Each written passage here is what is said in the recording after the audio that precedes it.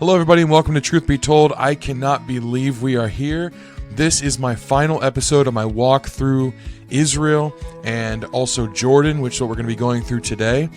When you start a series like this, I've never done a series that lasted this long. And when you do something like this, it kind of becomes the identity of the show, which on one hand is really cool because you can deep dive, and the people that really love it, and they always get more content in the same vein of the things they're enjoying.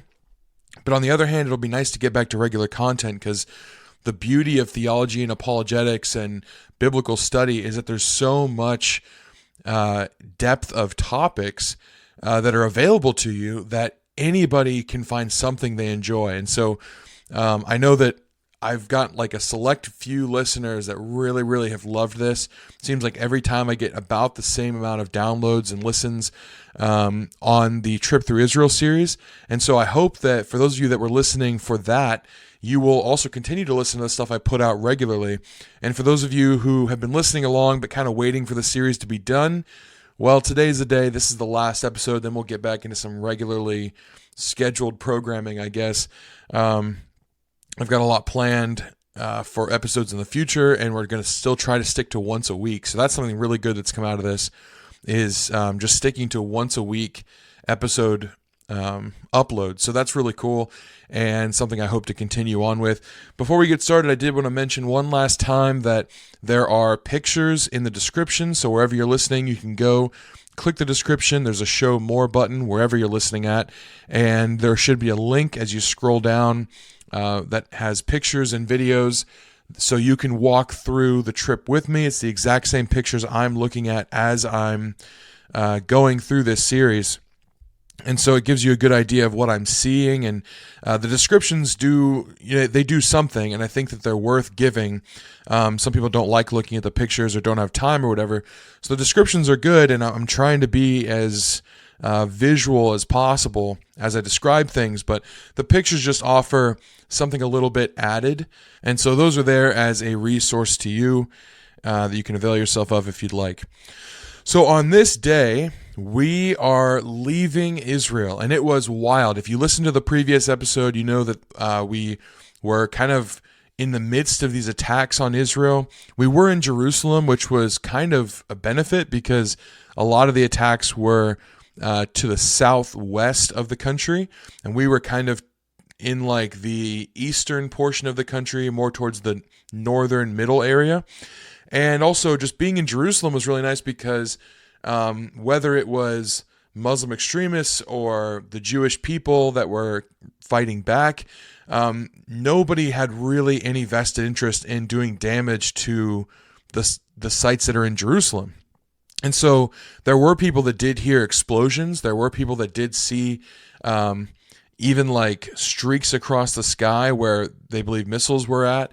But no real damage was being done to Jerusalem because this is a site that is so important to so many different cultures, so many different religions, that there wasn't really heavy attacking of this area. So we were very safe, even though we could hear stuff. It was kind of wayward missiles, and the Iron Dome, which is the defense system of Israel, really was doing its job. It was working very well. So we could hear things, some of us, but none of us really felt like we were in too much danger. The most danger I think we felt we were in was after the day of the attacks. We kind of went back to our rooms, and at least me and my dad were in the hotel, and we turned on the news. And that's probably the worst idea, to turn on the news when you are the subject of the news. I don't recommend it because everything was conflated, and it's not that they weren't speaking things that were true, but they're also, they're trying to spin a story, and they're trying to make it just a lot bigger than it was. And they're not really doing their due diligence to like give detailed accounts of like where things are exactly. So, and some of it was they just didn't know all the information at this time. This was still early on.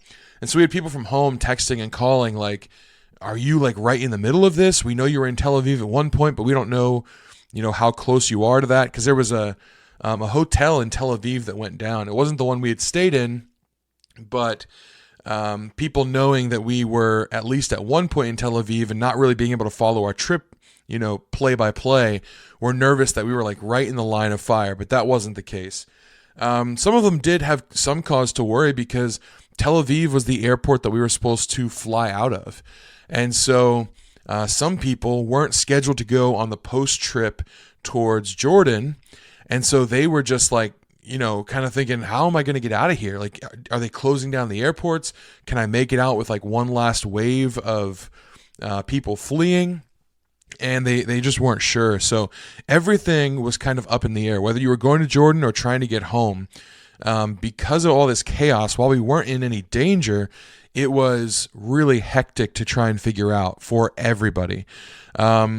Some people had their flights canceled, and some people were able to make it out. We had a few that were able to make it out just in time, and so they got on their flights. Now I think they still had to fly around Israel, so they went to Tel Aviv, then flew.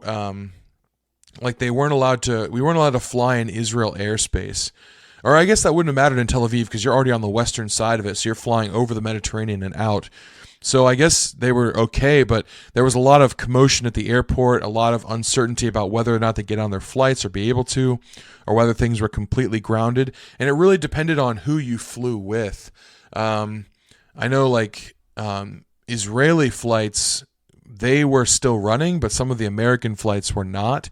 And so it was really hectic, really up in the air. Really respected the work of the people that organized the trip because they were doing like triple and quadruple duty sometimes, just literally sifting through every single person's travel plans to try and see the best way to get us out.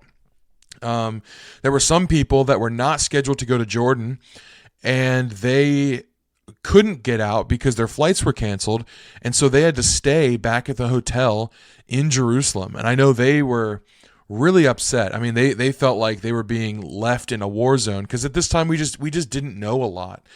And it ended up working out for them. We'll go over that in just a little bit, but it was very chaotic, and all of us were just trying to be the least, part of the problem while still trying to figure out how we're getting out of here. Now, as for my part, I was mainly just concerned that we wouldn't be able to get into Jordan. It's not like I was desperate to leave Israel or anything. It's not like I was fleeing for my safety. I didn't know if the border would be closed, and we didn't know at this point. We were told, go ahead and pack as if your plans are just moving along as they should, but we'll let you know if anything changes. And so we were literally hour by hour, just not sure if we could make it out.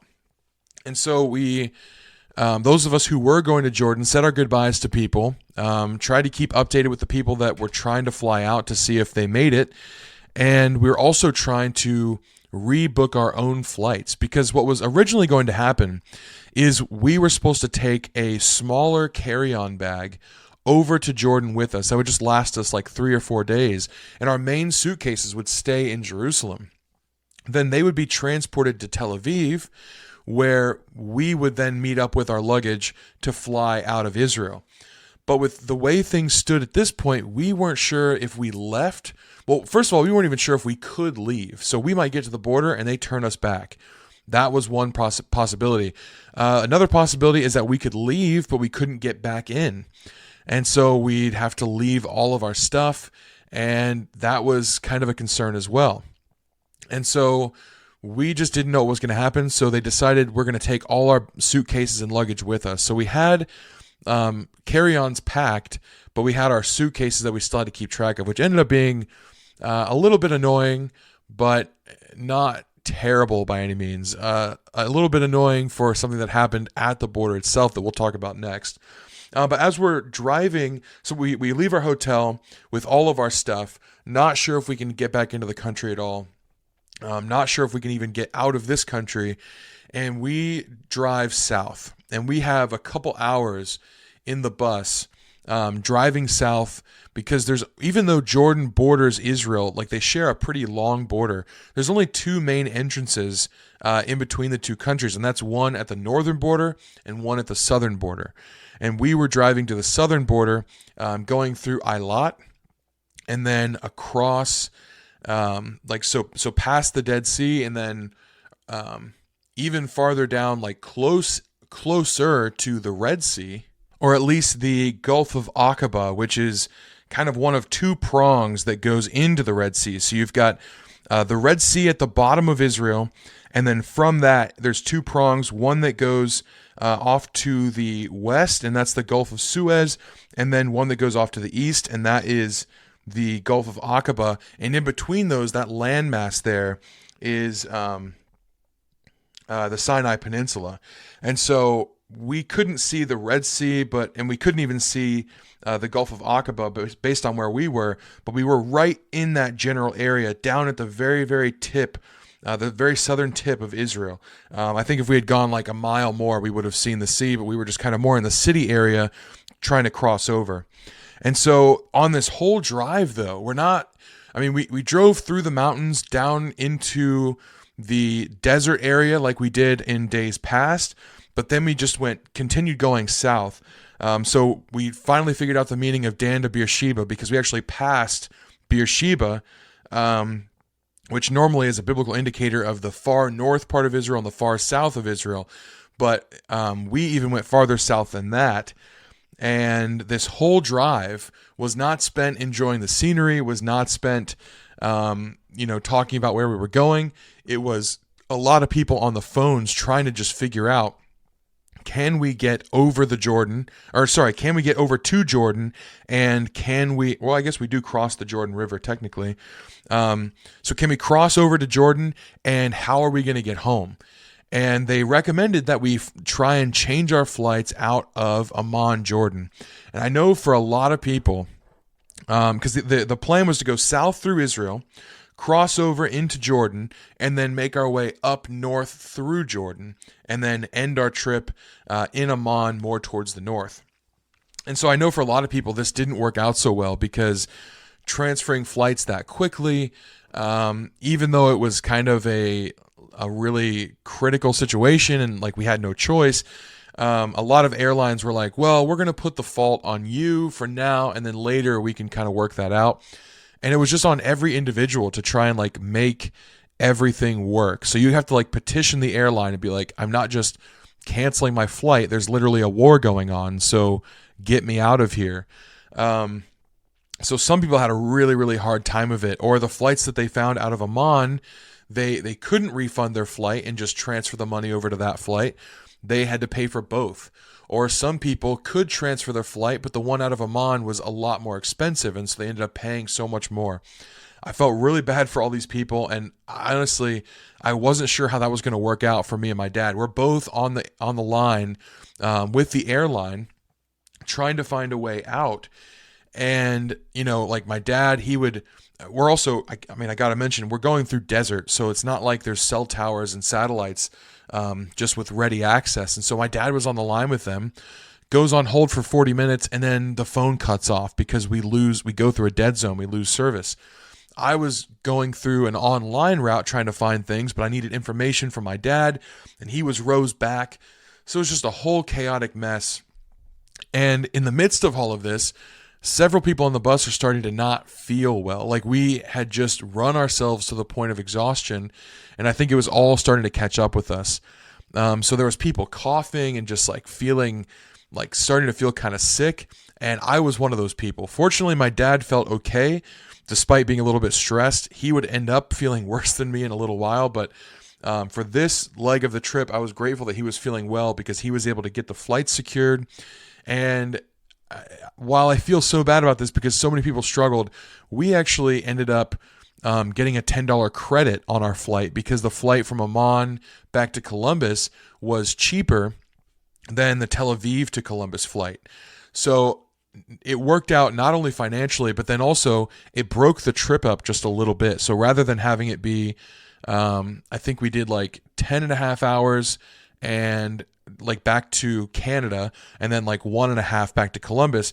Instead, this was taking us through Austria, which then made the following flight, like our long leg of the journey, only like 9 hours and 15 minutes or so, which, okay, that's only like an hour or so difference, but that is kind of huge when you're on a plane for that long. So I was really grateful. And then it ended up even being better because we flew through Air Austria, and that was just an incredible airline. So we really were blessed with just an ideal situation, but it was kind of stressful still to try and get it all figured out. And other people did not have it so easy. Interestingly, by the end of the trip, most people that left, we did all get out. I'll spoil the ending. We got out. But most people that left look back and they'll still say that they would go back. Like they would do the same trip again, even, if they knew the ending, with all the stress, with all the chaos, with all the uncertainty, they'd still go back and do it again. So that was really cool. And I'm grateful that people had that response. So we're driving through the desert, going south, and we stop in Eilat just for lunch. And we got there, and it was, man, so hot. We were really, me and my dad especially were just getting nervous for Jordan, because we're thinking, if this is the level of heat, we were just in Jerusalem. We got used to these higher temperatures, and that's also, these lower temperatures, and that's also why people are getting sick, at least according to what the guides were saying, because you've got this hot weather that you're in for the first portion. Then you go to Jerusalem, it's a little bit cooler weather, but even then you're on the bus and off the bus so often that you're going from extreme heat to air conditioning. And then in Jerusalem, you're going from air conditioning to just like the outside, right? And there's a lot more people, so a lot more things can spread. And so it's just kind of a recipe for sickness after a while. And we had been traveling for a long time. So yeah, going into Jordan and going south into Israel was just hotter and hotter and hotter. And as we're getting more and more sick, I'm just thinking, oh, this is going to be really a push to the finish to see if we can make it through this with any sort of positivity. But we stopped for lunch, and for the most part, people were not concerned about eating. We didn't even have much time. We kind of were late. And so we get there, and they weren't really ready for us. They weren't ready for the numbers that we had. And so I got like some bread and some salad, and they took my order, but then we had to go because we were on a time crunch, and it was like, we don't know what's going to happen at the border still. So if we're late, so basically what happens is you set a meeting point at the border to say, we are coming at this time, and you have to be there for your meeting time. Otherwise, you're not getting in. They're going to let other people in ahead of you. They might take you, but in all the chaos and commotion, if we were late, odds were good they were not going to let us in. So despite really not having lunch, but grateful to have the time just to try and figure out our flights in a space that we weren't moving into dead zones and out of dead zones, we just kind of piled back on the bus. Nobody really cared that much about eating. We just wanted to get to our final destination, and then hopefully by the time we got there, all have a way back home at some point. But we did get on the bus and get to the border, and once we were there, I was like, okay, this is actually happening. Like the people that were planning the trip got off the bus and they checked with people, and it's like, yes, we're still open. Yes, you can still get through. Here's the procedure. Here's the protocol. Here's how you do this. And we were off. And so I was really grateful for that. Now, it was interesting because we couldn't take the buses we were on from Israel into Jordan. Not only could we not take the buses, we couldn't take our guides with us. We only could take ourselves and our luggage. And so you get off the bus and you've got to walk. They say it was about 1 football field, but in the end, we probably walked about 2 football fields away to try and cross the border, and you've got to walk it. There is no transportation across, and it kind of feels like a prison, to be totally honest with you. And so we get our luggage, we get these little cards that we're supposed to present to the customs people, and we're off. We just start walking. And I'm going to explain this because it seems like a mundane fact, but I think it's really important to the story overall. In my mind, I'm thinking I want to be the least bit of problem I can for anybody. I don't want to be a problem for the people organizing this. I don't want to be a problem for the border security. I don't want to be a problem for the people around me. And the way that I thought to do this was just to kind of move quickly and efficiently and just try and get through as quickly as possible. It's like, okay, if I worry about myself and not so much everybody else, now I got to worry about my dad too, and he's got to worry about me, but just in a more cursory way, not like physically or logistically. I'm just thinking I'm going to get through as quickly as possible. And if I can do that efficiently and everybody is responsible for themselves, then we can all move through in an orderly way and it's just all going to go well. And so what this meant is I was one of the first people in line at the border crossing itself and at customs. And ultimately, this was kind of a thing that led to my downfall and a problem for everybody because we get up there and we turn in they handed us a card and we're supposed to walk through and show them the card, and it basically just outlines like the trip we've taken, who we are, and the fact that we're legally allowed to enter into the country. And so this was like the first step. We get this little card, we show it to the people, and we keep on walking. Now, as you're walking through this like prison, almost like a prison wall kind of thing, you walk through one, then there's this wide open space of pavement, and you're just walking straight across about a football field in length.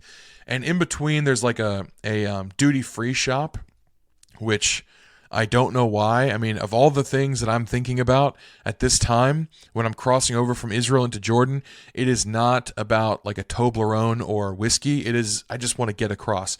But they have this stop there, and it's kind of good that they did because it was slightly air-conditioned and at least out of the sun. So people would stop in there as they're waiting in line, and it was kind of a brief reprieve. But there's nowhere to sit. You're just standing in the hot sun, and you're walking across to get into this like main building where they run your bags through like a security check. Now, I don't know if this is typical. I've been told that it's not, but I'm not sure if like the aggression towards people coming into Israel is typical, or if it was due to some of the conflict that was going on in Israel. I really can't tell. Or maybe they were just having a bad day, these guards. But me being one of the first few in line, so it's like I'm probably like 5th or 6th in line to get my bags through. My dad's ahead of me. And so he gets through just fine. No problem at all. They run his bags through the machine and they check his information and he walks through no problem. Now, a few people ahead of me had shofars sticking out of their bags, their carry-on bags, and then they had a few extra packed away in their main bags. And I mean, what's the big deal, right? A shofar, it's just a ram's horn. Some of these are made out of legitimate horns. Some of these are plastic, but they're just souvenirs, right? Like, we are not Jewish. We are a Christian group. We just bought souvenirs. And so we don't think anything of this.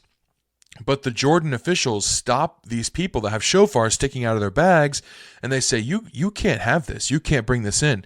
There's a whole discussion that goes on in Arabic that we can't understand at all between this official dressed in military uniform and this official dressed in like, one is like a high up ranking military uniform. One is just like kind of camo military uniform. There's all these discussions going on about, can they have this? Can they not have this? They take the shofars away out of the room for a little bit to discuss it with someone else. Then they come back and say, okay, you can go. But then the people are like, well, am I going to get my stuff back? Like, did you inspect it and it's fine? And we don't understand what's going on. What turns out to be the case is that you cannot legally blow the shofar in the nation of Jordan.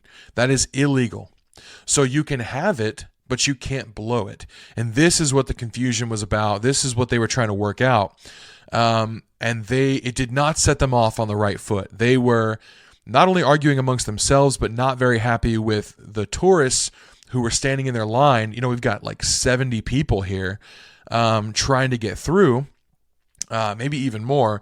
And they're arguing back like, well, am I going to get my stuff back? And they do not take kindly to being talked back to, even if it's respectful. They're just like, you do what we say and that's it. It's like they didn't ask for money, but you get the sense that if they had said, give me $5, and you say, I'm not going to give you $5, they'd be mad. Like, this is how rigid they are with their security, but also how corrupt they are in their dealings with people. And so you don't question them. You don't even try and clarify what they're doing or what they're asking of you, because that's just going to make them more mad. Now, eventually, the crazy thing is, they did let these people with the shofars have the shofars back. They just said, you cannot blow them in Jordan. This is illegal. You'll go to prison. And the people said, that's fine. All I wanted to do was just take it back home as a souvenir. That's it. We don't blow the shofar as part of our religious worship. It's nothing to do with that. This is just a souvenir. So they got through. Then it's my turn. And bear in mind, I'm early on in the line. There's a lot of people waiting behind me in the hot sun. I'm like just barely into the building because there's not a lot of room in this building. So you can't fit like a lot of people in the front entrance where it's air conditioned. So there's so many people standing behind me in the hot sun with angry guards ahead of me. And I'm thinking, okay, well, at least I don't have any shofars. I've really thought about this, so I think I'm fine. And so I walk through. This was a nightmare. They were not happy. And so not only did they check my carry-on bag, which they were doing, which it didn't have anything in it. It just had my clothes, right? Because that's what I thought I was going to be living out of. They checked my carry-on bag, but then that my big luggage bag that has everything that I've bought from Israel in it goes through the scanner, and they decide to open that up. And I asked, well, what did you see in there that you need to look? And they were not very clear on what they saw, but it didn't matter. Like, they don't have to have a suspicion. They can just tell you to open it up. But I'm thinking, okay, this is fine. Like, it's not a big deal. They can look through my stuff. I don't have anything to hide. It's just disgusting clothes and some old souvenirs. If they can bring a shofar in, there's nothing I have that they'll take or be upset about. I was dead wrong. They looked through every inch of my suitcase and my backpack and found every single thing that I had bought in all of Israel. And they decided whether or not I could keep it. And they put the things I could keep in a bag, and they put the things I couldn't keep in a bag. Now, fortunately, they took things for me to not keep that were some of the least expensive and I was the least attached to. So, for example, if you've listened through, you know that early on I bought a widow's mite in Bethlehem. And so I had that, and I'm thinking, are they going to take this from me? It's not religious. But at this point, I don't even know what their qualifications are. Is it because it's religious? Is it because it's Jewish? Is it because it's has to do with the nation of Israel at all? I don't know what their qualifications are for. So as I'm trying to listen to them and piece together like why they are taking certain things and not other things, I'm trying to reason with them on certain things. Like, well, that's not religious.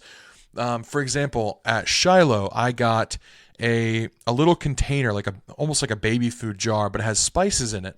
And this is the incense that they believe is the correct recipe that the Levitical and Aaronic priesthood would have used in the Old Testament. So I bought a jar of that. And the man takes it out. He says, is this for cooking or for smelling? And I had no idea what he's asking me. And I say, well, for smelling, I'm not going to cook with it, right? Immediately throws it in the bag of things I have to throw away. I'm thinking, oh, Micah, you idiot. It's incense. That's what he's trying to find. Is this religious or is this not religious? And so I try to say, well, no. I'm not going to use it for incense. I just use it as a souvenir. But they, broken English, they're not really understanding what I'm saying. They're already mad. They don't care to reason through every article that each person has brought. And so he made a decision, and that was it. It went in the bag. Another thing they took, I had bought a Jewish prayer shawl, not because I'm Jewish, not because I use a prayer shawl, not because I think it's something that I need to do or even should do as a Christian person, but it was something that was made in Israel. It was beautiful, fine quality. I think it was representative of the people that I had seen there. It had the tzalit, the fringe on the garments. I thought that was interesting. I thought maybe I could use it for a sermon sometime. I just really liked it, and so I was going to bring it home and hang it up or something. But they took that. That was by far the most expensive thing they took. Everything else was fairly cheap. But that went in the bag as well that I had to throw away. The spices. They took a necklace that I had bought on the Sea of Galilee. When we went on a boat on the Sea of Galilee, they sold T-shirts and stuff that said I rode a boat on the Sea of Galilee. But they also sold these necklaces that had black basalt rocks.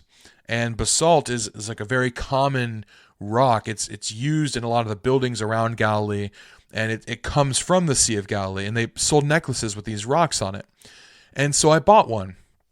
Right in the bag. I don't know what they could have thought that was used for religiously, but they didn't ask me. They didn't ask questions at all. They just threw it right in the bag. And as soon as I saw that, I thought, no, they're going to take all the rocks that I've collected from different places too, and they're going to take little pieces of pottery that I found. And I mean, everything that I found up to this point, they're going to take.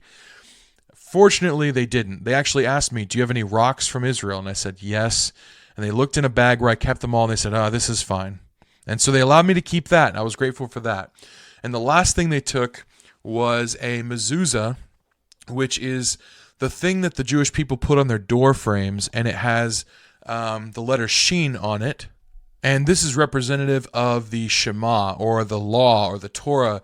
And so as they pass out of the building or of any room, they put their fingers to their lips, kiss their fingers, and then place their fingers on the mezuzah.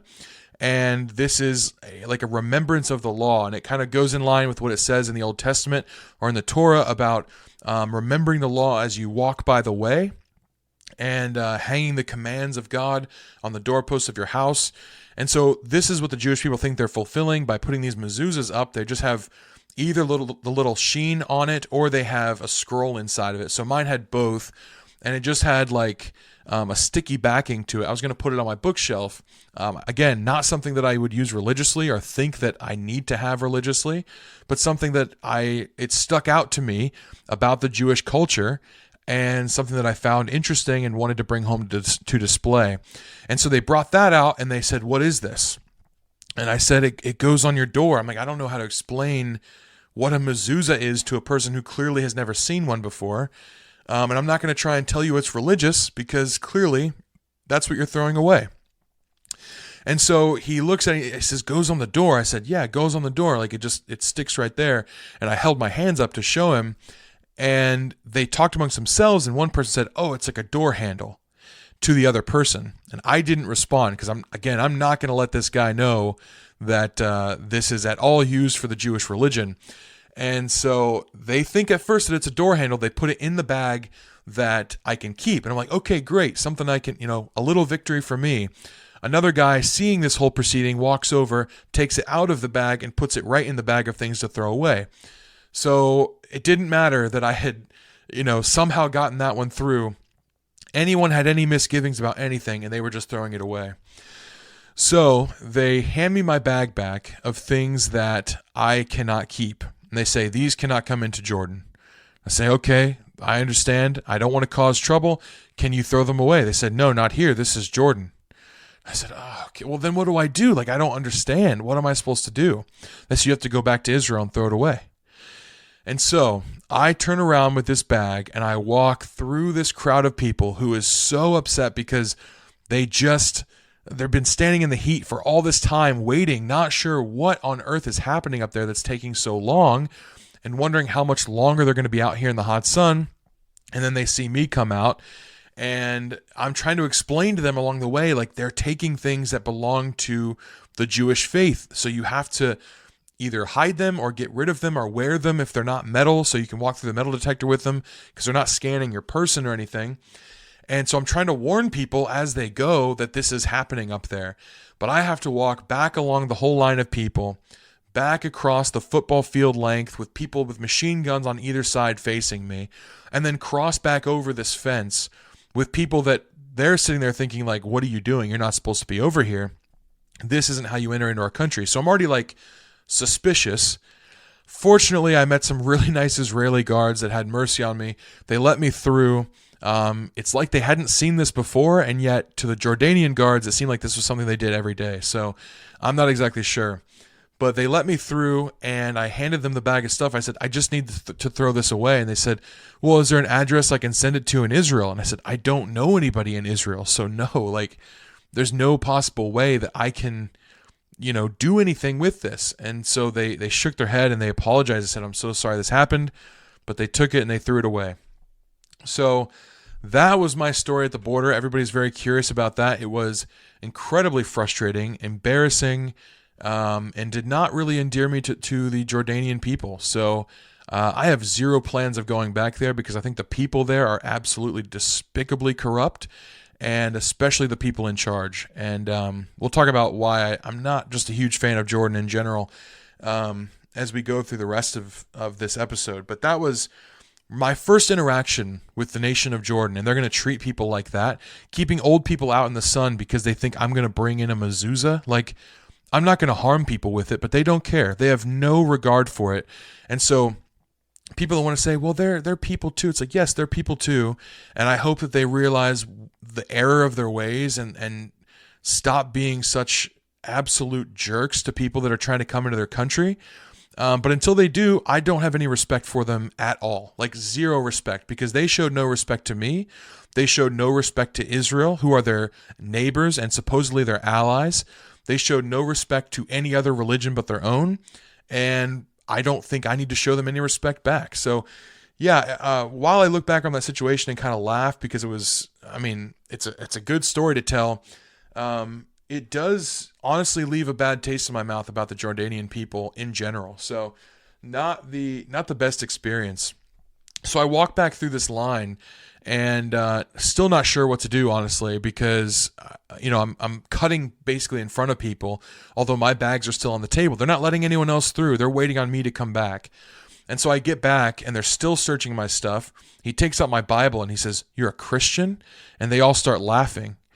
I was never more angry than I was in this moment. I wanted to get in a fight so badly with these people, but I knew, like, okay, Jordanian border security, unkind, evil, cruel. Jordanian prison, I'm sure that's a lot worse. So I'm keeping my cool, but I said, absolutely, I'm a Christian. And I said, "You are not taking my Bible." They said, no, you can keep your Bible. I said, okay, good. They put it back in my bag, and I got to go. So the line starts moving at this point, and as people start coming through, the line starts moving quicker. One, because people knew what was coming and they were able to hide some of their stuff that they brought. But two, because the Jordanian guards were getting kind of annoyed. And honestly, some of the people that organized the trip went up to them and said, "Listen, we've got people out here that are old, that are in the hot sun. Show a little respect." And they took them to task, and I really appreciate that. And so the guards were a lot more lenient as people continued to go through. They just decided to harass the first few, and I happened to be one of those first few. So if I had done anything a little bit differently, I might have been able to keep my stuff, but I wouldn't have had the story. So, you win some, you lose some. So I go through, and I wait for everybody else. I had to go down the hallway a little bit to get my passport checked out.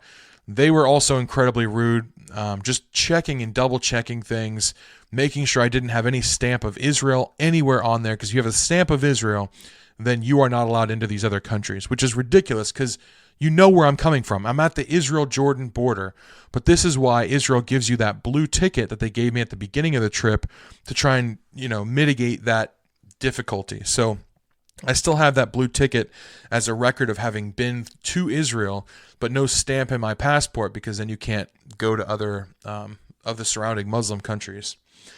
So finally, we go through this whole process, and I get out into the hot sun again, and I'm trying to find my bus. And a man comes out from the bus, shakes my hand, and says, "I'm Mohammed, I'm your guide. Which bus are you on?" And he gets me on the bus. Now, these buses already were kind of a sign of things to come. They were much less nice than the other buses. They had bathrooms in them, which that seems like a nice thing until someone uses the bathroom, and then it's a miserable thing. Didn't love that. But I was still just grateful to be through security and actually into Jordan. I was starting to feel sicker and sicker as the day went on, and just really, really hoping that I'd feel better. I'd end up feeling a lot worse before I felt better, but I was just grateful at this point to be through security and actually have made it into the country without too many problems. Then after that, it was just an onslaught of people like coming onto the buses, asking me what had happened, everything I lost, and kind of commiserating with me a little bit. So that was nice. Definitely a family moment with this group of people that you get to know over the course of touring and, shared difficulty. So that was pretty neat. And so we all eventually made it through security, and very few people lost things. I think one other person did lose something. It was a candle that said Jerusalem on it. But other than that, I think everybody got to keep their souvenirs. So from here, we had a bit of a drive to get to the place we were staying that night, which was in Wadi Rum. And Wadi Rum is essentially a wadi is something that is like a valley or a gully that is dry, except for in the rainy season. So it can mean something like river, but typically it's a dry river. And then Rum, I believe, means moon, because it's also known as Valley of the Moon. So I think that's what Wadi Rum means. Don't quote me on that. I know that's what Wadi means, but not Rum necessarily. But this is where we were staying. And I will say, as upset as I was at the Jordanian people and not really endeared to the nation itself and not really enjoying the heat, the sights were pretty beautiful. I mean, just gorgeous red rock structures, just hundreds and hundreds of feet up. Really, I mean, desert, yes, but also just beautiful colors in the stone. And so we drive on and we get to Wadi Rum. And again, as much as I was not a fan of this place in general, Wadi Rum was stunning. I mean, one of the coolest places I think I've stayed ever. And it turns out this is a place where they filmed a lot of movies. It looks a lot like Mars. So a lot of space movies are filmed here. The Martian portions of it were filmed here. They also filmed pieces of like one of the Transformers movies here. So it's a big place for movie sets just because it is so otherworldly. But we get here to Wadi Rum, and we are told that we're going to be sleeping at a campsite. Now, we don't exactly know what this means ahead of time. It could be tents. It could be, I mean, we just have no idea. We could be sleeping out under the stars for all we know. We were hoping that wasn't the case, especially me, who was not feeling well at all at this point. But we get there, and there's this huge dome. I mean, huge. Like, it's where the dining room is. And it looks so space-like and otherworldly, and it's just sitting amidst this little outcropping of rock structures. And so that was like really cool to see. You can find that in the pictures. Just absolutely stunning, very like modern and futuristic, while also being like kind of ancient and of the desert. And so that's the first thing we see, and we get our room numbers, and I just wanted to go straight back and go to bed, honestly, because I just wasn't feeling well. And the tents we were in were these, it's like you're walking in the sand, and there's like wooden planks in the sand, almost like a little boardwalk. And you walk down these to get to your tents. And the tents are these square canvas green huts. And I'm thinking, okay, well, it could be nice on the inside. You know, so far this looks pretty upscale. And it really was. You go inside, and there's a canvas ceiling that comes up to a point, but there's two really nice beds in there. There's kind of like a vinyl wood walling all around. There's air conditioning. There's a bathroom. So there's electricity. I was happy. You know, I was not uncomfortable by any means. And so this is where we slept. We did get dinner and then ended up going right back to bed, trying to text people, let them know I'm safe and made it into the country, but really not a lot of service here at all, so that was tricky. And really all we did there was sleep. I was so grateful to be able to sleep. The next morning, I took maybe one of the most beautiful pictures I've ever taken at Wadi Rum, just of the desert and of the rock outcroppings and of the sun coming up over the desert. It really was absolutely beautiful. But from here, we were going to Petra, or Petra as some people want to call it. And this was really like the highlight of the Jordan portion of the trip. So remember I said we were going to be going from the very south of Jordan all the way up to the north into Amman. Something to note about as far as like a biblical landscape goes, Jordan was home to the Moabites, the Edomites, and the Ammonites. And that is actually kind of spoken of in the fact that the name of Amman, Jordan, up in the north, is Ammon, after Ammon or Ammonites. And so you still have traces of this even today. But Moab, the Moabites, think of Ruth, she was a Moabitess. Ruth and Naomi would have been in the southern part of Jordan and then crossed over into Israel up towards Bethlehem. So Moab was at the southern portion of Jordan. Edom was kind of in the center, and Ammon was up towards the north. So anytime you hear those names in the Bible, that's kind of how it's laid out in my head. And so when I hear that David fought the Ammonites, I realize that he had to go either over the Jordan and then up north into Ammon territory, or maybe Ammonites were attacking the northern part of Israel, so he had to go up north. And so it kind of gives you a good little layout when you think about it like this. And so Petra is in the middle portion of Jordan. And so we were going from the land of the Moabites into the land of the Edomites, and it's believed that these were the people who actually built Petra. And more specifically, it was probably this subgroup called the Nabateans that actually built the glyphs of Petra. These were kind of associated or related to the Edomites, but still a very distinct group of people. And this is such an interesting group. There's a lot of mystery surrounding them, and this is why, you have histories written about them, but a lot of people that write about the Nabateans write more about the legends that they have written themselves rather than actual history. They actually show up first in the historical record in like the 3rd century BC.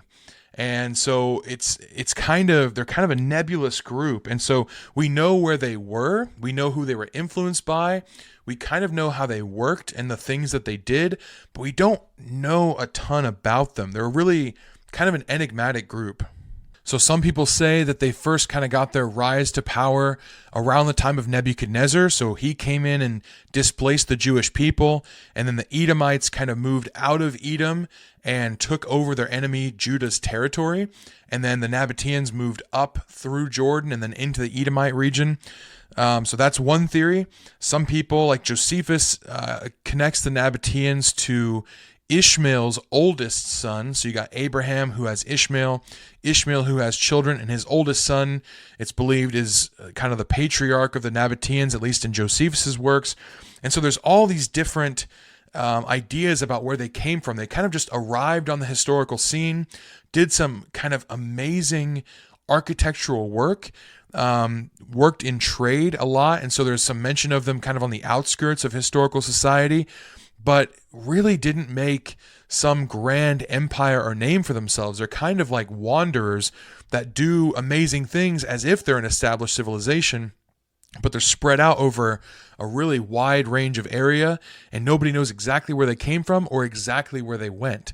And so for all this reason, there's this profound mystery surrounding the place of Petra. And then this also leads to some speculation, at least it has in my church, about certain verses regarding a place of safety.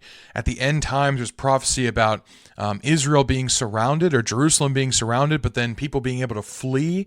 And then it says that Jordan will be spared the edge of the sword. And it's like, okay, so are they fleeing to Jordan? Is this where they're hiding out? And then potentially, if they're going to be hiding out, it's in this place of Petra where it's kind of hidden amongst the rocks and not able to be accessed very easily.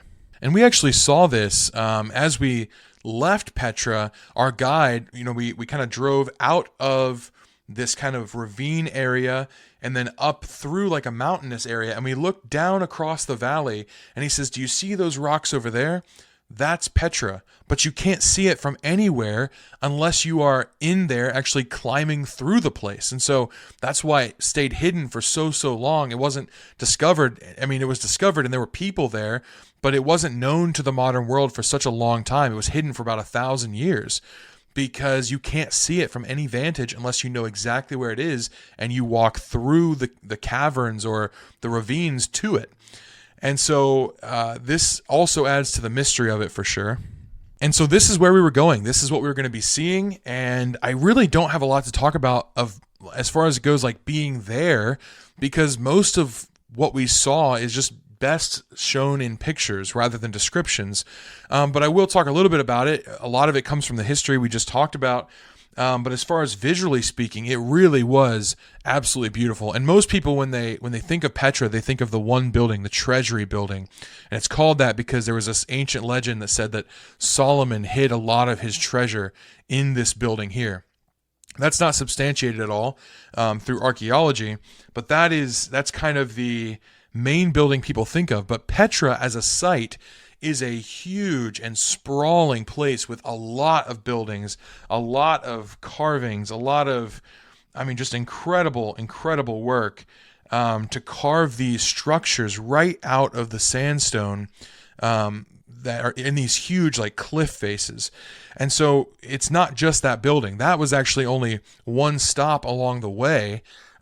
Definitely probably one of the most beautiful and well-preserved spots, but not the, it's not all that there is to see there.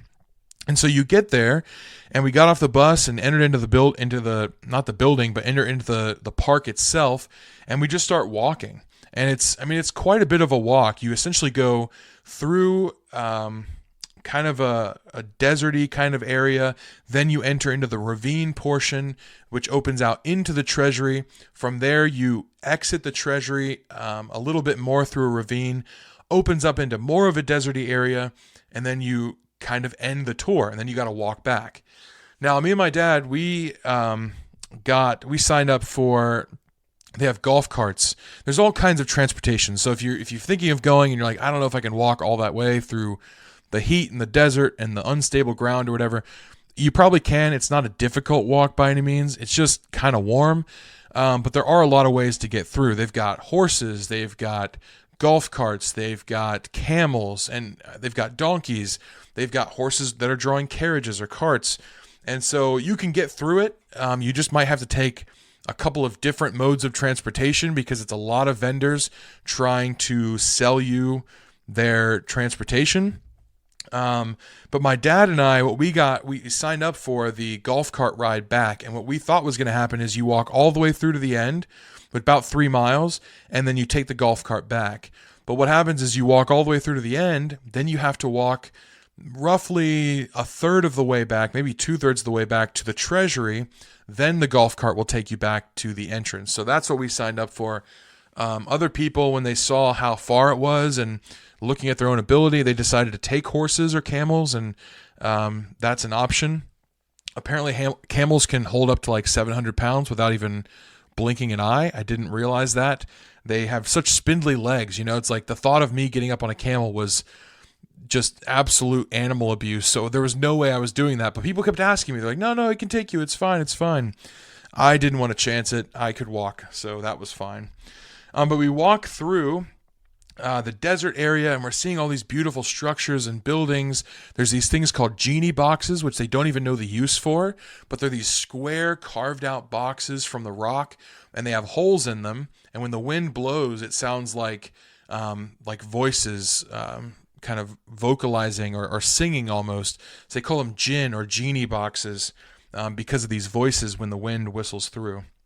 And then eventually we got to the treasury area, and it did live up to its name. I mean, when you're walking through this ravine, you can't see very far ahead of you. It's not like, it's got little twists and turns in it. And by the way, when I went, I thought it's probably like, 1 foot across and you got to squeeze your way through. That's not the case. It's a whole road all the way through this whole place.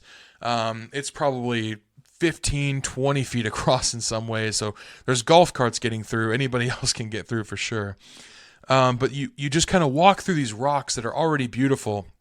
And you see there's stone roads on certain parts of it because Rome actually inhabited some of this area for a while.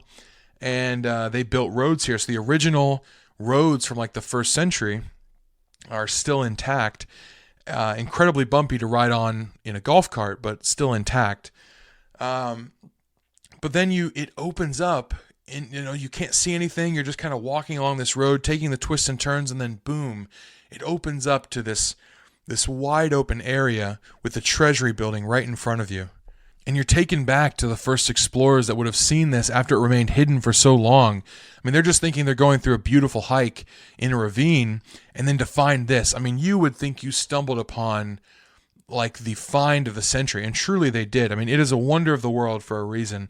Truly a stunning piece. And the reason this is one of the most popular, for one, is because of the legends surrounding it, but two, it's also one of the most well-preserved. And so it's kind of tucked away in an area that doesn't get a lot of wind, and so it doesn't kick up the sand very much, and so it's not experienced a lot of erosion. But the glory and the splendor that you see of this building, you kind of have to project onto the other buildings that you see that are also magnificent, also beautiful, but a little bit more worn down just because of time and sand and the wind. But we stayed here for quite some time just taking pictures. The thing I found the most interesting is if you look up a picture of it, or you can look in the descriptions of the pictures I have, or the pictures I've posted in the description, you look at the building and you think, okay, I can see the front door, I can see the whole building. But when you get up to it, you realize that everywhere in Petra still has a decent amount to be excavated. You're standing at what you think is ground level, but the building goes so much farther beneath your feet. And so there are some places where you'll see a door, like a doorway to a building, and it's only like a foot uncovered. So the whole rest of the doorway is underneath your feet, and they just haven't excavated yet. And so everywhere you look, you're realizing that you are standing maybe 20 feet in the air of this original city, and these buildings are already huge. And so to think of how much bigger they would be if they were fully excavated is just kind of incredible. And you can see this at the Treasury Building. You walk right up next to it, and they've got a grate in the ground, and you can look down and see how low the building goes because they have fully excavated this one. Unfortunately, you can't go in. You can't go into the building itself, but you can see into it, and it really just is absolutely beautiful. And so we walked for some time. Oh, wow, I actually got this totally wrong. So I'm going to correct myself. Ammon is in the northern part of Jordan. Moab is in the middle, and Edom is in the bottom and the middle. So Moab's a little bit smaller. So Petra is in the Edomite portion. Even though it is still in kind of the middle portion of the country, it is Edom is still the southern portion of Jordan. So I got that mixed up earlier. I apologize, but there's a picture of it here, and I don't want to go back and record all this. So we're just going to go ahead and correct myself and move on. But from this this treasury building, we continued to walk through, and our guide kept stopping us at all these vendors. And the interesting thing, while I hate vendors, I hate just being accosted with different prices and assurances that they're selling me the best quality things. It's interesting because these people are actually descended from the original inhabitants when this was first rediscovered. Now, it's not necessarily these are Nabateans, but the Bedouin people that live here, when this place was discovered, they were discovered to be living here. And so they were living in this area, functioning as a normal society, and the government wanted this area for use. And they're like, this is a national treasure. This needs to be shown. This can't just belong to one people.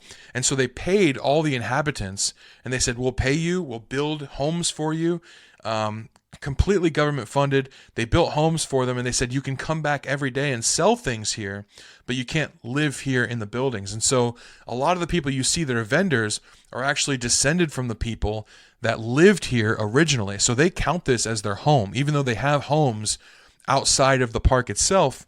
They're very familiar with the area and the territory. And while I didn't really enjoy interacting with them because they're always trying to dupe you into buying something that's really cheap, it was interesting to know that history. These aren't just like beggars and charlatans. These are people that, yes, are practicing cheap sales of cheap items, but they actually have a tie to the land, and I think that's really interesting too.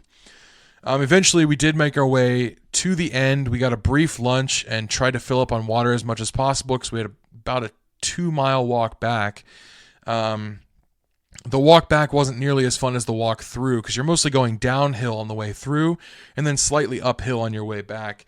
But we made it back to the treasury, got on a golf cart, and made the most incredible bumpy journey back through these first century Roman streets that are really uneven but still highly functional for being, that old. And we made it back to the entrance. Eventually, we all got back on the bus, and we were driving to a different hotel. And on the way, we saw some really cool things. Like I mentioned, the guide pulled over and showed us where the trail was that led to Petra, and I'll put a picture of that in the description. But we also saw these mountains that they pointed out. They said, you see that high one over there? There's a white, kind of a square white box on the top. That is where we believe Aaron's tomb is. So Aaron was buried in the wilderness. And you think about this, it makes sense. Israel fled Egypt but weren't able to enter into the promised land. And they entered Israel from the east. And so they had to cross over the Jordan to get back into Israel. So they traveled up north through kind of this route that we're taking through Jordan. And somewhere along the way there, Aaron died. And this is where it's believed that he's buried. They say it's like a 6-day journey just to get up to the top of that place. I would love to do it someday. That's like bucket list hiking for me, despite how difficult it looks. But really, really beautiful things all along the way. And we made it to our hotel. Now, we were splitting the group up because a lot of these hotels are a bit smaller. And so one half the group was going to the first hotel, and we were part of the second group going to the second hotel. There actually might have been a third, but I'm not 100% sure. And at first I was nervous about this because I thought, is someone going to get a great hotel and I'm going to get a cheap one? But also, I'm not feeling the best. This was actually when I was starting to feel a little bit better. As the day went on, I got better and better and better, but my dad got worse and worse and worse. So by the time we got back to this hotel, he was absolutely down for the count. And we get here to this hotel, and it was one of the coolest places ever. Really just reminded me of ruins that had been repurposed and made into a hotel. So you walk through like streets of an ancient city almost, and you can see like these rough walls made of stone. But then we walked forever. We were at like the very back of this whole hotel complex, and it's all outdoors, and you really feel like you're walking through a city, like an old ancient city. And we get to our hotel room, and you open it up, and there's like these archways made of stone. It felt like, in the most beautiful sense, I was in a tomb. Not because it felt claustrophobic or dark or dank or anything. It was really beautiful, but we'd seen some tombs that were kind of like that. They're much more like a room than they are just like a hole in the ground, So we enter into this space. I was absolutely in awe of it. My dad was too sick to care. He laid down on the bed. I tried to take care of him as well as I could, but he just wanted to sleep. And so he was conked out. But I took some videos of the room and thought it was absolutely beautiful. It was unfortunate we were only staying there for one night. But that's really all I have to say about that. Just you'll have to see the pictures because they really are stunning. But from there, we stayed the night there, got breakfast the next morning, and then we were going to make our way up north into Amman with one brief stop at Mount Nebo. Actually, I apologize. We had one other stop too. That was to the proposed site of historical Sodom. So that we'll talk about in just a minute as well. So this is going to be a little bit longer of an episode, but I think it really is beneficial to get it kind of all done in one fell swoop because not each place, I don't have as much information. It was kind of a whirlwind, and so I'm presenting it in the way that it felt, if that makes any sense. But we did continue to drive from this hotel, and it was, again, we're going north this time instead of south through Israel. We're going north through Jordan, and we stopped for lunch. I don't really have a lot to say about lunch. It was nice to stop. It was in like a Christian quarter of some village, and I got to try this stuff called za'atar, Z-A''ATAR. For people that know food, this is apparently a very common thing. I told like everybody I knew about it, and they're like, yeah, we've heard of that. But it's a spice or an herb, and what they did was they put it on pita with olive oil, and then they baked it, and it tasted so, so good. It kind of tastes like a slightly more Mediterranean Italian seasoning or something like that. It's a mix of herbs and spices, but I like to put it on bread.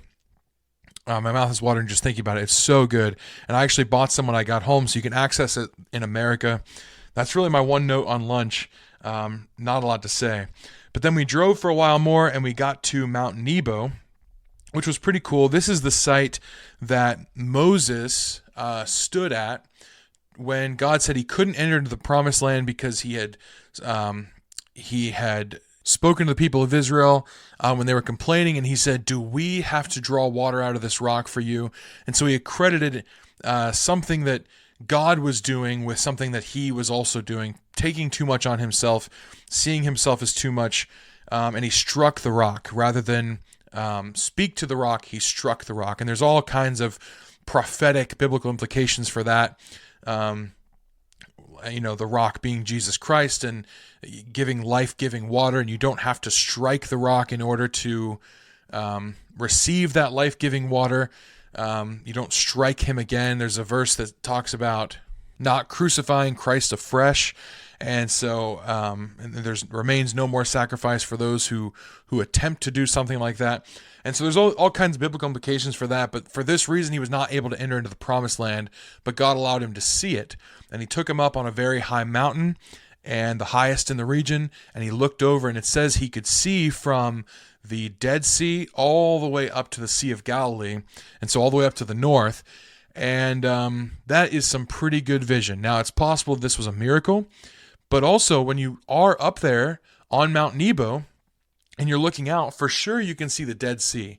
And when we were there, it was really cloudy, very overcast, and so there was a thick haze across the land. And so you're looking off to the north, and you can kind of see where you can see a really, really long way. So either a miracle happened here, or it was a very clear day, and it might actually be possible that you can see the entirety of the land, or it's metaphorical, just meaning that he could survey all the land that was promised from north to south. So either one is honestly fine with me. But you're up here, and there's a church up there.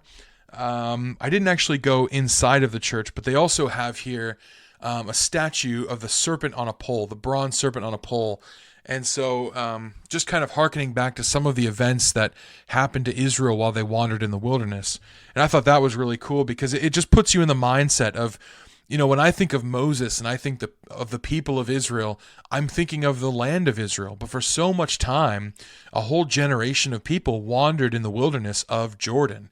And so to be in this ancient land and to see these things that kind of bring you back to that mindset, I think was really, really cool. And they also have this sign up there that kind of like surveys the landscape for you. So it'll point off into one direction and say, see, there's the Dead Sea. Over here is where Jerusalem would be. Over here, if you look this way, that's the direction of this. And so it kind of gives you an overview of the promised land yourself. And it's just so cool to like survey this whole thing and to stand in the spot where it's believed that Moses himself stood. I think that is one of the coolest things. I really, really love Moses as a character. When I was taught about him in Bible college, it was done in such a good way. It was like you get to know Moses as a person, and then when you get towards the end of the Pentateuch and he dies, you feel like you are losing a friend in a way, and it's actually a very sad thing. And so to be on this site of Mount Nebo where he's looking over into the promised land, and soon he would die, and God would take care of his body so that it would never be worshipped by the people or whatever. This is the land where Moses died and where he saw the promised land and thought ahead to what was coming for his people. It's just really, really cathartic and very, very cool. We didn't spend a ton of time on Mount Nebo. There's not a lot to see, but it was a great panoramic view. From there, we drove a little bit further to get to the proposed site of Sodom. It's also known as Tel al-Hammam. And, it was interesting. We were there with a man who had dug in this spot before. He was very convinced that this is the biblical site of Sodom. Being there, I guess for me, it just didn't seem like it was destroyed enough for what it's outlined to be in the Bible. And I understand it was built up again, but in my mind, Sodom is a place where it was not only destroyed, but it remained in destruction as a testament to what had happened there. And so when you go there and you see ruins that have been built on top of it, it really had me skeptical. And yet some of the evidence that they point to, especially it's very clear that something cosmic happened here, something from space. There was an explosion that could only happen from either like a meteor strike or something along these lines, because there was a blast that happened. So it's believed that potentially there was a meteor coming down. It would have only taken a few seconds, and then somewhere in the atmosphere it exploded and then rained down fire on this place that was burning so hot that it was hotter than any fires that mankind was capable of creating at the time that it was there. And so you get to this place, and there is there's a burn layer and a blast layer, and there are things there that like scientifically indicate that yes, there was something that happened here that destroyed this entire place at one point in time. So it's very possible this is the site of Sodom. It's just when I was there looking around at all the buildings, I'm thinking this doesn't really look destroyed to me. But you can see the burn layer, the blast layer. They've found bones there. They have found animals sacrificed there. And it is really amazing what they found. So I'm having my jury just hold out on declaring a verdict, but it is probably the place with the most potential to be the biblical site of Sodom. If we can find it, if it's true that Sodom wasn't so destroyed that there's nothing that was ever built on top of it, and there is something to find, this is probably the best location or best proposed location for it. So we were there for a while, me and a friend of mine. We looked around because it's interesting. In Jordan, the archaeology is to a much lesser degree than it is in Israel.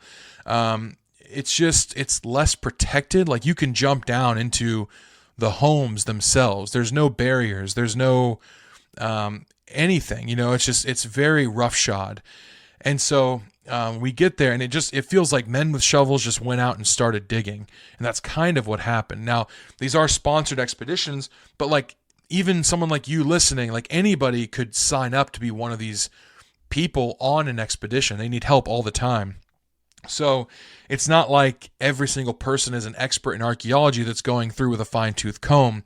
A lead archaeologist will get workers or volunteers, and they'll go out and just excavate.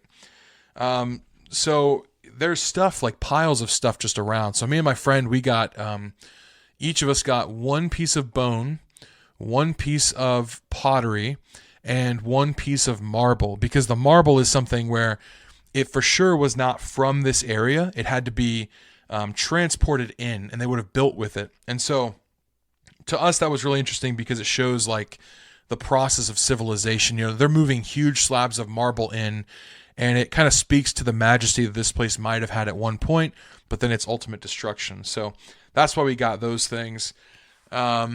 And that's pretty much all we saw. Now, one story, I'm hesitant to tell it. I'm not really sure if I'm supposed to, but it really speaks to the nature of the people here and my distaste for it overall.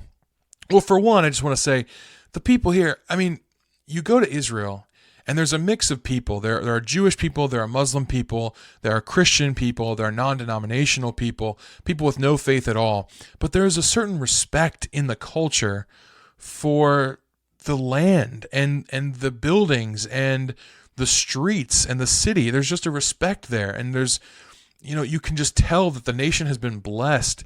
Things are clean. It's not so clean that you can like eat off the streets or anything, but it's clean. It's well taken care of.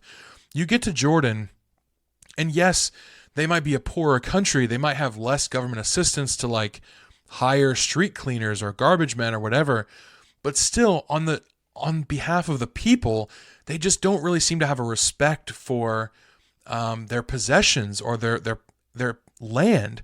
And so they just throw trash on the streets, and they let their buildings go into disrepair, and they leave them half repaired. And I think it's so much more than just the funds they have access to. It really does seem to be a cultural distinction between maybe something with a more Western mindset. I'm not trying to be elitist with that, but it's just we do have a respect for property.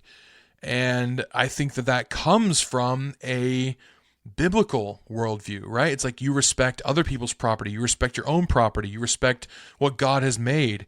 And I think that in the culture of Jordan, you just don't see that at all. And yes, you don't want to undervalue the fact that they do have less money, they do have less government assistance, there's a lot more people at the top of the chain, and a lot more people underneath them. I mean, they're operating under like a king's type of governmental system. But really, it's just like, okay, so you have a king, you don't have money, there aren't people coming to like help take out your trash, but does that mean like throw things on the ground? Like, can't you find a place to put it? And so it really does still come down to some of these like base level things that really just kind of averted me from the culture itself. So that's that. You can agree with me or disagree with me, but that's just what I saw and kind of what I perceived based on the attitudes of the people towards the space here. But anyways, here at this place, Tel Al-Hammam, or Sodom, if you would like to call it that, we get there, and there's a lot of older people with us, and this site is truly a tell. Like, it is, there has been not a lot of excavation here, so there's just a huge mound, that's what tell means, of rubble and dirt and rocks, and you've got to climb up to the top of this to then see the site itself. And it was very steep. And so perceiving that we had a lot of older people with us, this one truck pulled up and said, well, we have this truck, we can take people up, and so they don't have to walk if they're older or don't feel confident in their legs. We said, okay, that's great. So a lot of older people got in that truck, they drove it to the top, and then another truck came by and said, we can take people up too. So they did. And so we got everyone up to the top, but then on our way back down, this second truck apparently was not with the site itself, wasn't with the archaeologist that was with us, just was a random truck of people.